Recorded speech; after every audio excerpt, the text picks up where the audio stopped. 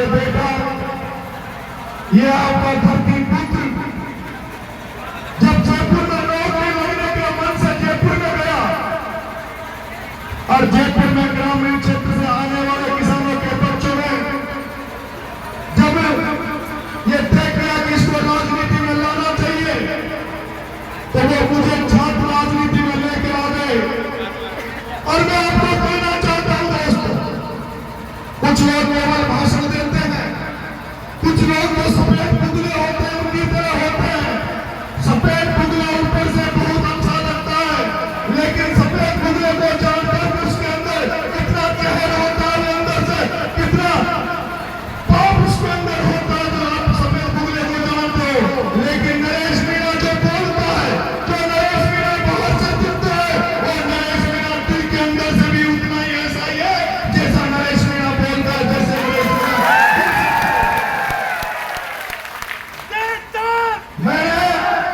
मैंने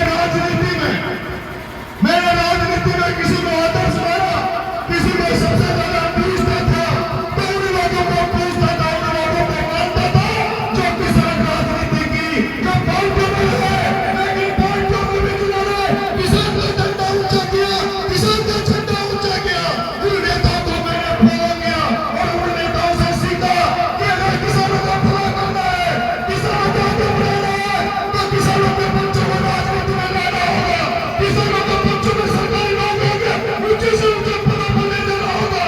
और यही कारण है कि मैंने चौधरी चरण सिंह, राजेश जी पायलट साहब, देश के महान नेता लालू यादव, शरद पवार और ऐसे नेताओं को फॉलो करता था और उनसे सीखने को मिलता था। चौधरी चरण सिंह जी कहते थे, चौधरी चरण सिंह जी ने कहा किसान भाइयों कि जब तक किसान की एक पेड़ खेत की मेड़ पर नहीं होगा, जब तक किसानों का एक पेड़ खेत की मेड़ पर, स्वर्गीय पायलट साहब, राजेश जी पायलट साहब ने कहा था कि जब तक किसानों के बच्चे पढ़ लिख कर उस स्तर पर नहीं पहुंच जाएंगे जहां से नीतियां बनती है, कानून बनता है, जब तक किसानों के बेटे नीति निर्धारण नहीं करेंगे, जब तक इस देश के किसान का भला होने वाला नहीं है। इस देश की 70% आबादी जो गांव और खेती बाड़ी पर डिपेंड है, उसका भला तब तक नहीं होगा जब तक देश की राजनीति आपकी मुट्ठी में नहीं होगी, देश की राजनीति, देश का शासन प्रशासन आपकी जेब में नहीं होगा, जब तक इस देश का भला होने वाला नहीं।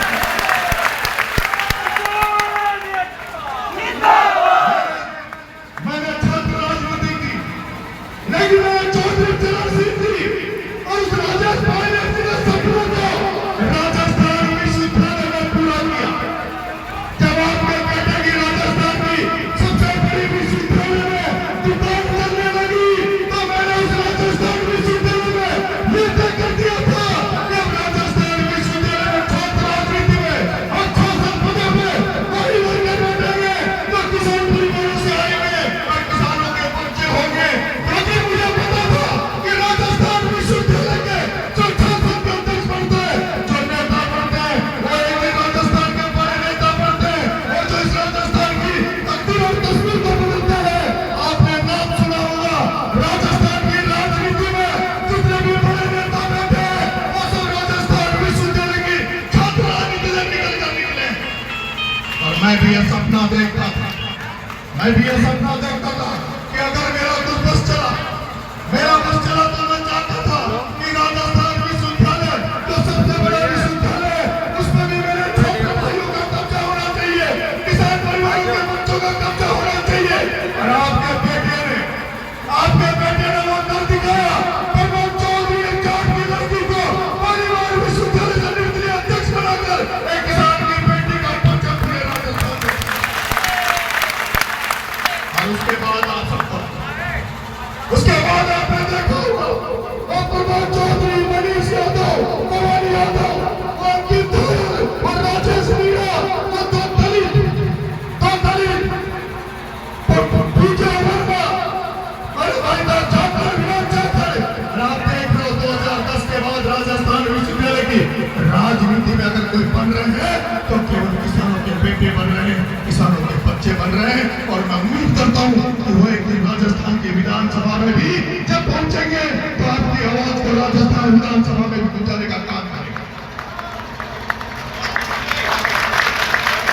मेरे प्यारे किसान भाइयों, मेरे प्यारे किसान भाइयों, अगर हम धरना प्रदर्शन रोज रोज करते रहे,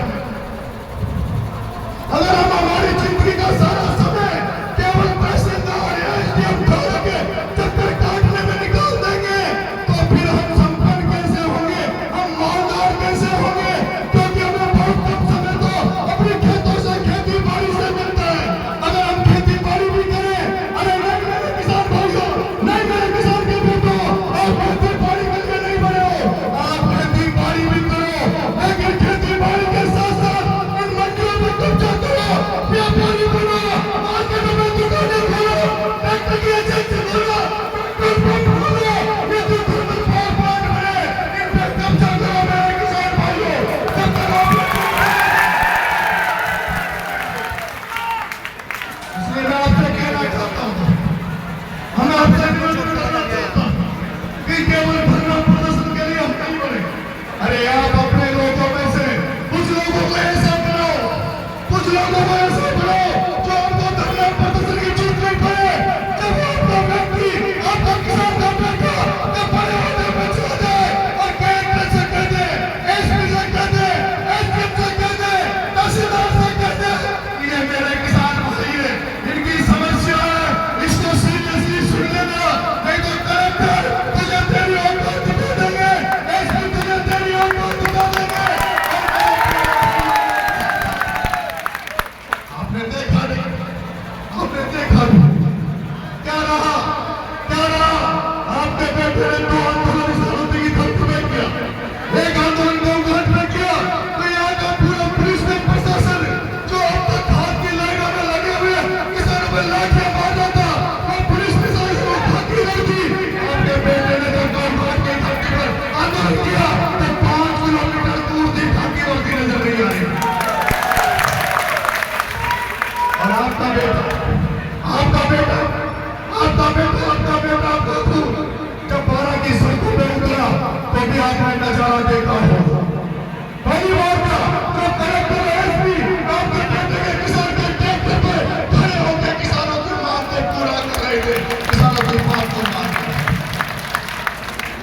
मैंने आपके इस किसान रैली में मैं आया हूँ, मैं रात को जयपुर था, आज आदरणीय पायलट साहब का जन्मदिन था, मैं उनको जन्मदिन की बधाई देने गया था, लेकिन वो विदेश में है, वो विदेश में फॉरेन में। मुझे भाई साहब जयनारायण जी ने और भाई साहब मोहम्मद जी ने, इन्होंने मुझे मैसेज किया रात को 12 बजे से 11 बजे कि नरेंद्र जी हम आपको आमंत्रित करते हैं, किसान सम्मेलन छपरा में हो रहा है।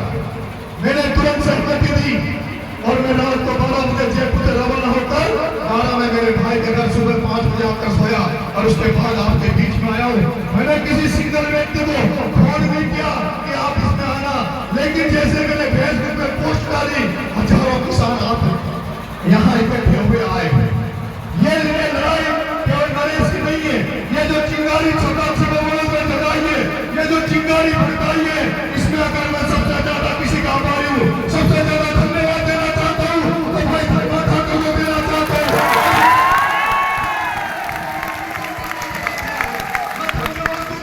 मैं धन्यवाद दूंगा भाई साहब जयनारायण जी नगर साहब का, जिन्होंने आपको जगाया है। मैं धन्यवाद दूंगा पप्पू जी गमचाना को, जिन्होंने आपको जगाया है। मैं सारे छपरा के किसान भाइयों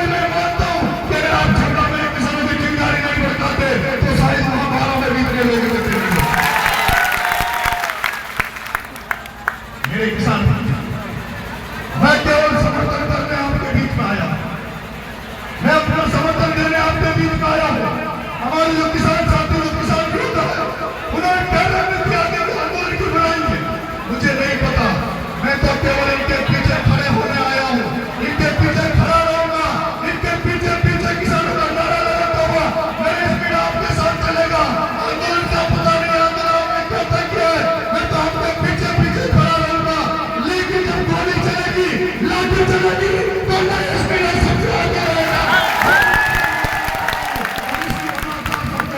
धन्यवाद। जय हिंद।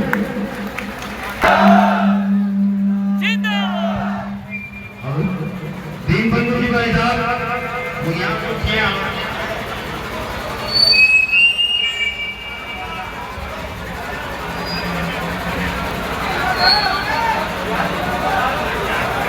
सभी किसान भाइयों को इनकलाब भेज रहा हूँ। साथियों,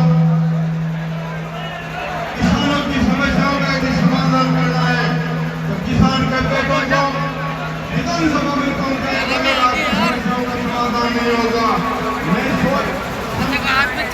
समय में बहुत अच्छी बात बताऊंगा, क्योंकि जब तक सत्ता की चाबी आपके हाथ में नहीं रहेगी तब भी कोई समस्याओं का समाधान नहीं होगा।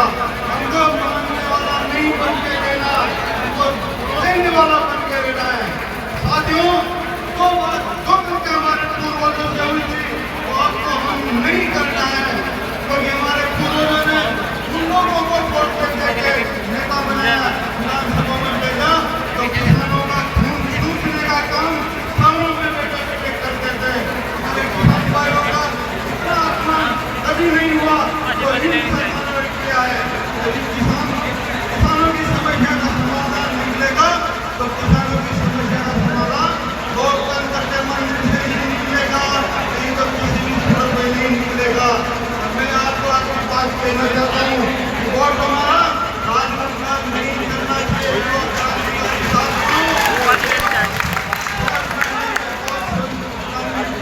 मैं अपनी बात कह रहा हूँ आपसे, हमने भी इस धरती पे हमारा भी धरती पे छात्र आंदोलन कराया था। जब गाँव के बच्चे शहरों में पढ़ने जाते थे तो उनको कोई चुनाव में नहीं दिया जाता था। हमने चलाया था ग्रामीण छात्र संगठन, लेकिन हमारा मूवमेंट आज हमको बहुत दुख होता है कि हमारा मूवमेंट अंतिम सीमा तक नहीं पहुंचा। आप समझ रहे हो ना, प्रेसिडेंट चुने जा रहे हैं, वोटों में भी चुने जा रहे हैं, बालों में भी चुने जा रहे हैं, यहाँ भी चुने जा रहे हैं, लेकिन ये प्रेसिडेंट छात्र नहीं करते, नेताओं की चर्चा नहीं करते हैं, ये कुछ नहीं करते। इसलिए साथियों, हमारा मूवमेंट हम जब विधानसभा में ले जाना चाहते थे कि हमारे किसान परिवार के बेटे विधायक बने, विधानसभा में जाए, सांसद बने, संसद में जाए, लेकिन हमें आज ठीक है कि हमारा मूवमेंट 10 साल पीछे चला गया था और आज हम ठीक करके बड़े बड़े नेताओं ने हमारे मूवमेंट को खत्म कर दिया। लेकिन हमारा जो मूवमेंट चल रहा है छबड़ा की धरती से, मैं आज कहने जा रहा हूँ आपके शब्दों में कि यह मूवमेंट छबड़ा की धरती से जो चल रहा है पूरे मानव को आजाद करा देगा। ये इतनी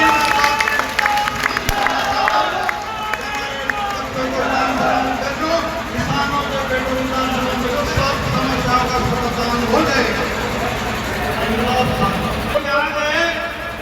जब धर्मा भाई ग्राउंड के अंदर 5 साथियों को लेके आया तो बाजार में बात चलने लगी, यार सरपंच साहब का कोई काम पूरा हुआ तो आ गए यार साहब के पास अपना काम लेने के लिए। जब इन्होंने मुआवजा की जो मुहिम छोड़ी उसमें लोग समझ नहीं पाए बाजार की तैयारी क्या है।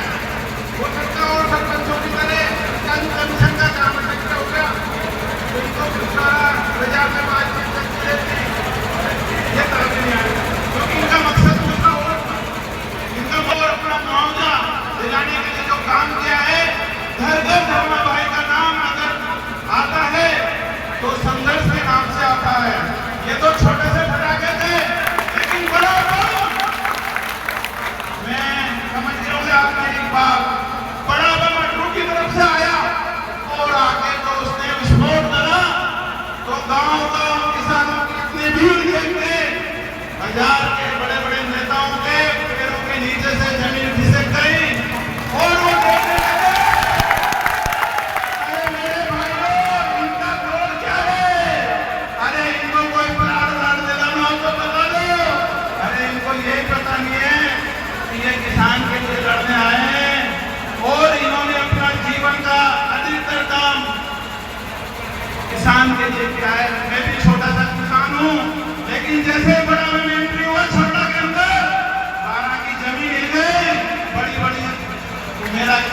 मतलब है अपन छोटे